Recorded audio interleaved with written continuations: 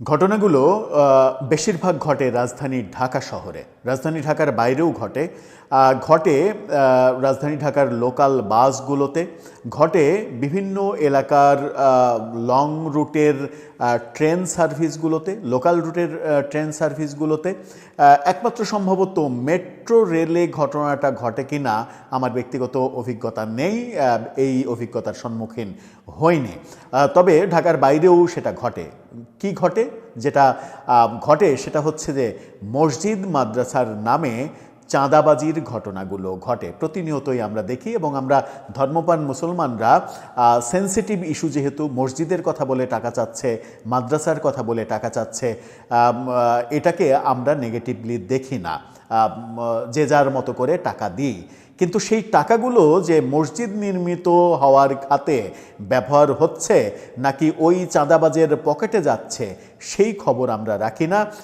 এটা নিয়ে বিভিন্ন গণমাধ্যম, এটিএন বাংলা সহ বিভিন্ন গণমাধ্যম ঢাকা শহরের বিভিন্ন পয়েন্ট থেকে অনেক নিউজ করেছে, কিন্তু এগুলো থামেনি। এবার সরকার থামানোর উদ্যোগ নিয়েছে। আমার মনে হয় যে এখন পর্যন্ত সরকারের যে মুষ্টিমেয় কয়েকটা ভালো সিদ্ধান্ত আমরা চোখে দেখেছি, তার মধ্যে এটা একটা বড় সিদ্ধান্ত। মসজিদের নামে আর বাসে, ট্রেনে, রাস্তাঘাটে মাইক বাজিয়ে চাঁদাবাজি করা যাবে না, এই সিদ্ধান্ত নিয়েছে সরকার। এখন কিছু কিছু মহল সরকারকে ধর্ম অবমাননার অভিযোগ আনলেও অবাক হওয়ার কিছু থাকবে না। সেরকম যে হবে না গ্যারেন্টি দেয়া যায় না, কিন্তু এই ঘটনাটা যে অসাধারণ একটা ঘটনা, মসজিদের নামে চাঁদাবাজি করা, এটা যে একটা ব্যবসা পরিণত হয়েছে এবং এটা যে মসজিদের সম্মান বাড়ায় না বরং অনেক বেশি কমিয়ে ফেলে, সেটা বোঝার মতো ক্ষমতা আমাদের মগজ আমাদেরকে দেয় কিনা, সেই প্রশ্ন তো থেকেই যায়। চলুন একটু জেনে দেখি সরকার কেন, কিভাবে এই সিদ্ধান্ত নিল, আর কি কি সিদ্ধান্ত নিল সরকার এই ব্যাপারে। থাকবেন পলিটিক্স টিভির নিয়মিত আয়োজনে।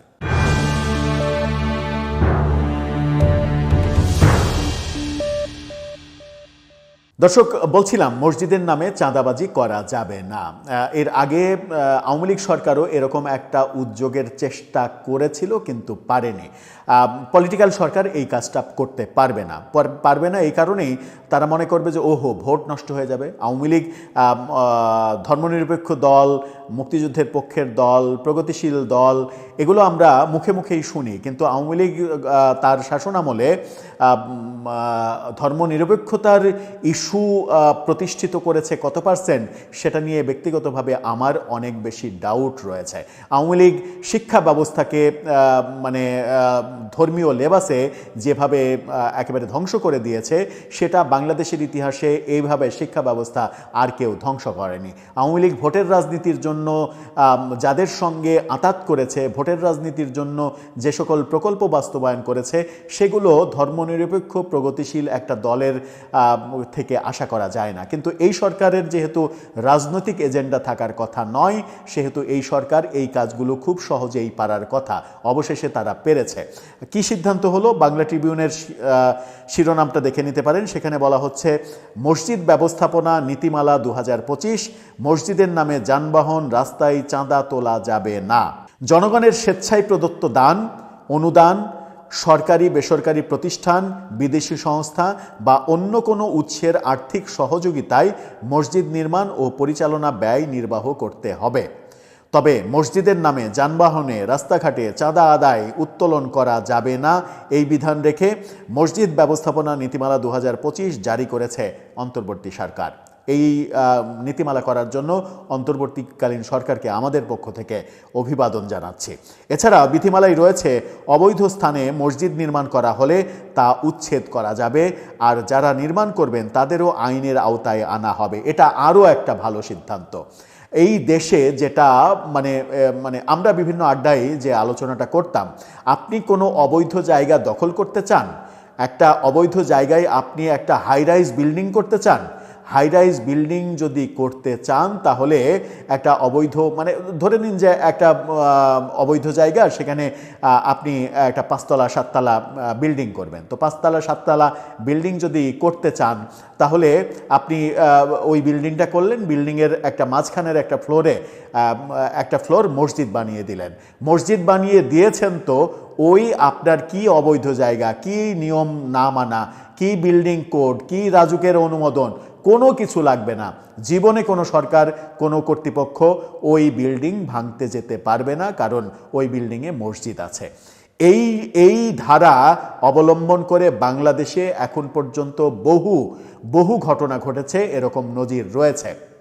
এবং দেখা যায় এটার ক্ষেত্রে সেটা হচ্ছে যে বেশিরভাগই সরকারি জমি, পতিত জমি, রেলের জমি, কিংবা অন্য কোনো সংস্থার জমি, কিংবা খাস জমি, এই জমিগুলোকে বেছে নেওয়া হয় দখল করার জন্য। এবং এই দখলবাজি যারা করে তারা দখলবাজিকে বৈধতা দেওয়ার জন্য ওই বিল্ডিংয়ে কোনো একটা ফ্লোরে মসজিদ করে দেয়, যেন চিরতরে সেফ থাকতে পারে। কিন্তু এবার যে আইন করা হয়েছে সেটা হচ্ছে যে অবৈধ স্থানে মসজিদ নির্মাণ করা হলে তা উচ্ছেদ করা যাবে, সরকার উচ্ছেদ করতে পারবে।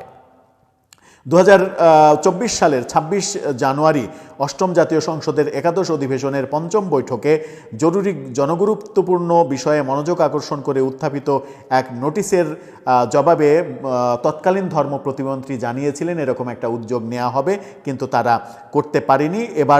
এবার এই সরকার করেছে।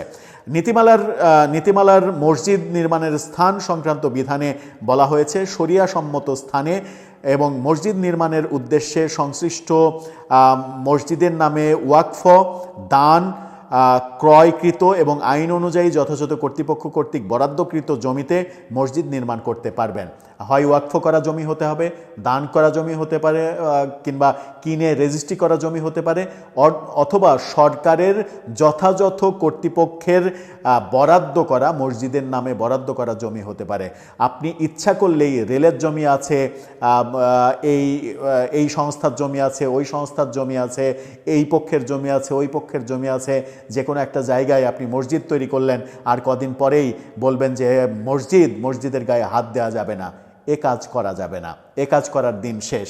যদিও এই সরকারের নেওয়া সিদ্ধান্ত রাজনৈতিক সরকার আসলে সেই সিদ্ধান্ত আদৌ টিকে কিনা, কিংবা তারা টেকাতে চায় কিনা, কিংবা তারা টেকাতে পারে কিনা, সেই প্রশ্ন আসে।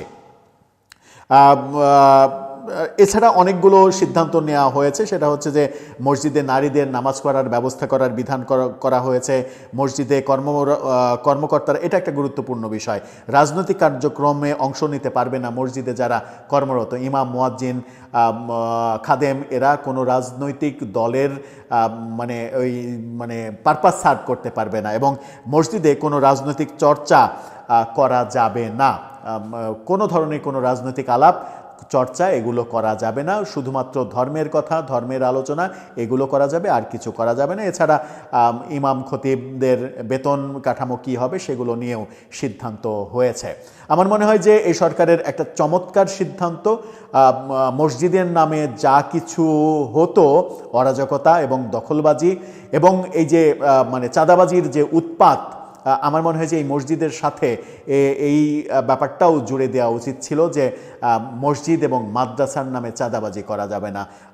মসজিদের নামে এখন হয়তো থামবে, কিন্তু মাদ্রাসার নামে যে চাঁদাবাজির দৌরাত্ম্য চলে বাংলাদেশে, সারা দেশে, এবং এই ব্যাপারগুলো বেশিরভাগ ক্ষেত্রে অনুসন্ধান করতে গিয়ে দেখা গেছে যে এটা একটা গ্রুপ, এটা একটা ফড়িয়া গ্রুপ, যারা ওই মেমো ছাপিয়ে রাস্তায় রাস্তায়, বাসে বাসে, ট্রেনে ট্রেনে এই কাজগুলো করে ফেলে, এবং এটাই তাদের পেশা।